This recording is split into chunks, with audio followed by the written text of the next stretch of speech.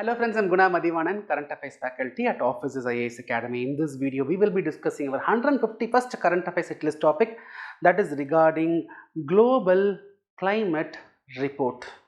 Alright, it is actually State of Global Climate Report. Friends, this report is released by World Meteorological Organization, which is a specialized agency of United Nations, which was set up in the year 1950. So this report, what does it say? This report says that 2020 is the hottest, warmest year since 1850. So since 1850, if you take 2020 is the warmest, hottest year. The temperature it got increased by 1.2 degrees Celsius when compared to 1850. Friends, from 1850, if you travel, if you come to 2015, the temperature got increased by plus 1 degree Celsius. That means if 1850, if the global average temperature, if it was 27 degrees Celsius, let us assume. Now the global average temperature in 2015, it became 28 degrees Celsius. And if you come to 2020, the global average temperature, it got increased by 1.2 degrees Celsius. It got increased by 1.2 degrees Celsius. That means the global temperature got increased to 28.2 degrees Celsius. So when you compare with the 1850 level, now the temperature got increased by 1.2 degrees Celsius. And the report says, if the trend continues in 2024, there is a chance of temperature getting increased by 1.5 degrees Celsius for a temporary period. That means the temperature might become 28.5 degrees Celsius in 2024. There is a chance. The report is not saying certainly it will become 28.5, or it is not saying certainly there will be a rise by 1.5 degrees Celsius, but the report says going by the trend, there is a chance that by 2024 itself the global temperature can increase by 1.5 degrees Celsius when you compare it with the 1850s level, pre-industrial level. Right? What is the main reason, sir? What is the main reason? The report says the main reason is you and me, anthropogenic forces. It is because of us, it is because of humans, it is because of human activity. The temperature is rising. Now you may ask, sir, what are you saying? In 2020, we were suffering because of corona. There was global lockdown. In 2020, when compared to other years, in 2020, the industries were shut down. The pollution was less. Of course, we were suffering because of COVID, but however, the emission levels were less. The emission of greenhouse gases were less because industries were closed, right? So in that case, how 2020 can be the warmest year? The report says the reason is very simple. Till 2020, we would have emitted a lot of carbon dioxide, we would have emitted a lot of greenhouse gases.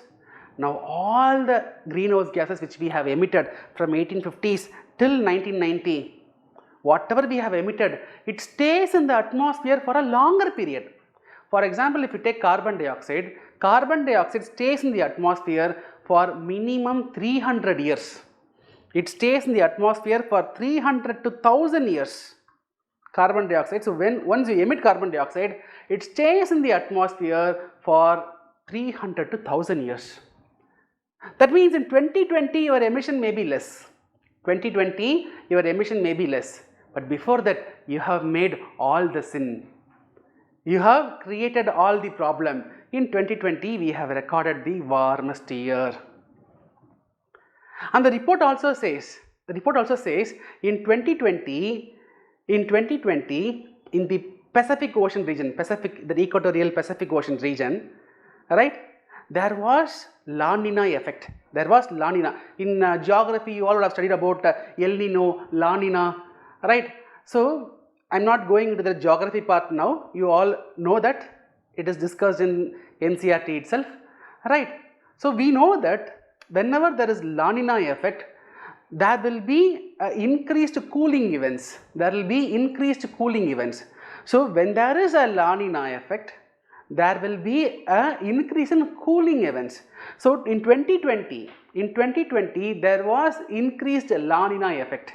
In 2020 from August month itself, there was La Nina effect. That means cooling effect. Okay, despite of having that cooling effect, 2020 is the warmest year.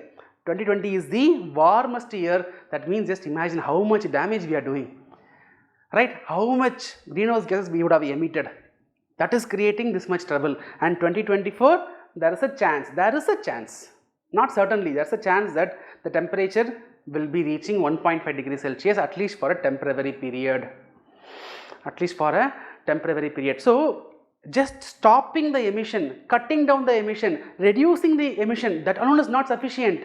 We have emitted lot of greenhouse gases. We have to capture it. Carbon sequestration. Grow more trees. It is going to eat all the carbon dioxide, right? So we have to reduce the emission and we have to capture the carbon dioxide, capture the greenhouse gases which is staying in the atmosphere. Only then we can survive, or else there will be a lot of catastrophic events. Already we are facing a lot of catastrophic events. See, because of global warming, what happens? Glaciers is going to melt. We all know the consequences. Glaciers is going to melt. When glaciers melt, there will be flooding in rivers. When glaciers melt, when there is flooding, right? So there can be, when glaciers melt, that is the source of river. When the source of river is gone, river will be dried up. When river is dried up, there is going to be scarcity for water. There is going to be scarcity of water.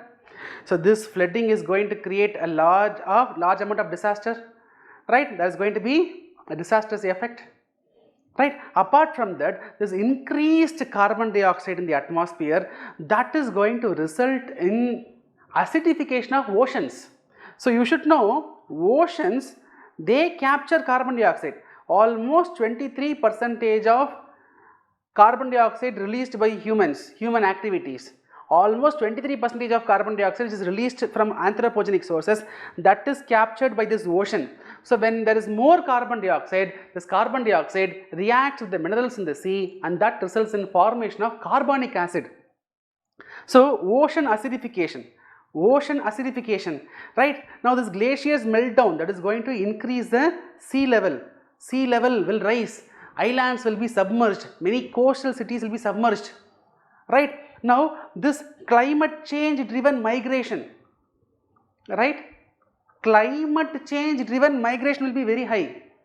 People in the coastal cities, where they will go? They will migrate because of this climate change, because there is no space to live. So when they migrate, there will be more stress put on the cities, other cities. Urbanization problem, right? Emergence of new diseases. Agriculture productivity will be affected. Food scarcity. See, there are so many problems. So we have to take a serious step. It is high time that we are intervening and we are taking serious step. Reducing the carbon emissions alone is not sufficient. We have to reduce and we have to capture. Only then we can escape from the upcoming crisis, right? So whatever I have discussed in detail, I have given in these slides.